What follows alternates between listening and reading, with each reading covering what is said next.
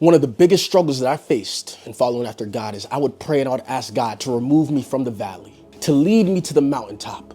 And then when God decides he's going to take me out of the valley and place me on the mountaintop, God is met with resistance. God is met with hesitancy from me. See, I'm praying and I'm asking God to remove me out of the valley and lead me to the mountaintop. When God actually decides that now is the time to leave the valley, I respond and I tell God I'm not ready to go. I built up a life in the valley. I've taken comfort in the valley. I've taken shelter in the valley. My home is in the valley. My friends are in the valley. My family is in the valley. Not actually, but my family is in the valley. I can't just go. I can't just go where you called me to go. I have a routine here. I have a system here. I built up a nice life for myself here. And you just want me to leave it all behind? See, I spent so much time in the valley that the valley was all that I know.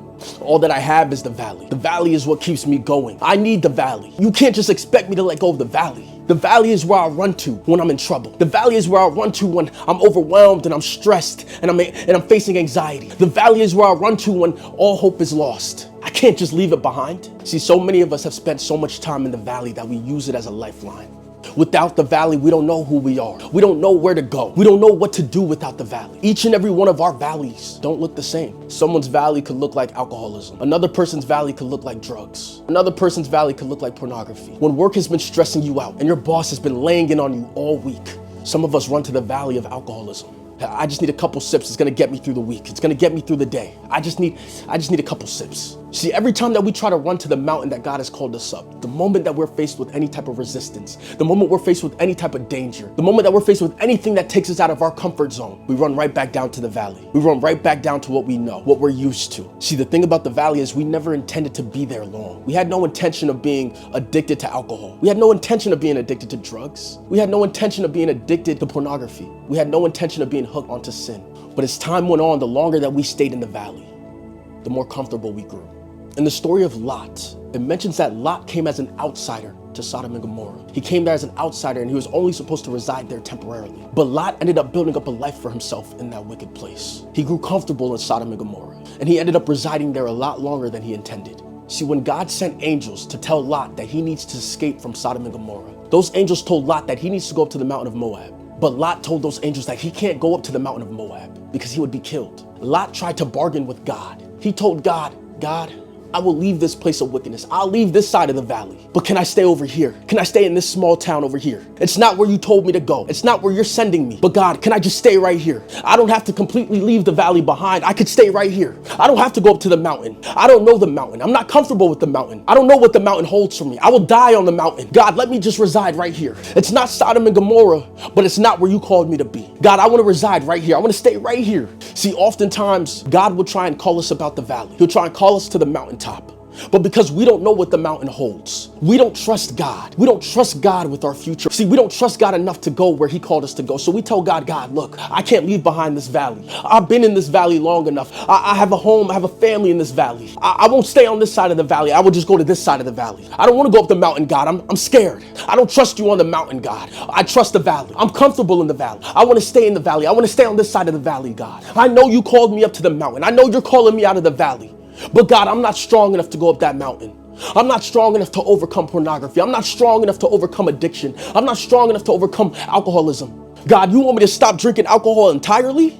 I can stop drinking for a couple weeks, but I'm gonna need a sip. I'm gonna need a sip or two. You want me to stop watching pornography entirely? God, I can stop watching a few videos, but I'm gonna need a quick fix every now and then. When I get too stressed out, I'm gonna need a video. Just one, maybe once a week. We try and bargain with God. See, God is calling us on the mountaintop, but we're trying to find another place in the valley to go. God, the mountain, that's not for me. I will die on that mountain. I know you're telling me to go there, but I'm gonna die there. I'm comfortable in the valley. All right, this side of the valley is a little bad. Can I go on this side? We try and bargain with God and we try and let God know, hey, look, I know you called me to be here, but I don't really want to go there. I'll take a few steps that way. But the mountain, that's not gonna work for me. For anybody who has taken comfort in the valley, for anyone who feels as if they want to get out of the valley and they want to go to the mountaintop, they want to go where God has called them to, but they just feel like they can't. They can't let go of their sin. If you want to escape your valley, if you want to escape your Sodom and Gomorrah, don't compromise with God. Trust in God. Follow after God. The reason you're comfortable in Sodom and Gomorrah is because you spent so much time there. You've been there a lot longer than you were intended to be. That is the reason why you're so comfortable in your valley. That is the reason why you're so comfortable in Sodom and Gomorrah. If you want a way of escape, because God always offers a way of escape, the amount of time that you spent in your valley You need to spend that and so much more in the Word of God. The longer you spend in the valley, the longer you spend in the Word. The longer you spend in your sin, the longer you spend in prayer. See, it's not enough to just pray until you feel something. You have to pray until something happens. You have to pray until your left foot starts moving and your right foot starts moving, and then your left foot moves again. You have to pray until the Spirit is moving on you. So by the time you look up, you're no longer in the valley, but you're on the mountain that God has called you to be. You need to be praying until something happens. You need to be praying until the Spirit moves on you, until the Spirit moves you from the valley to the mountaintop. You were only meant to pass through the valley. You weren't meant to live there.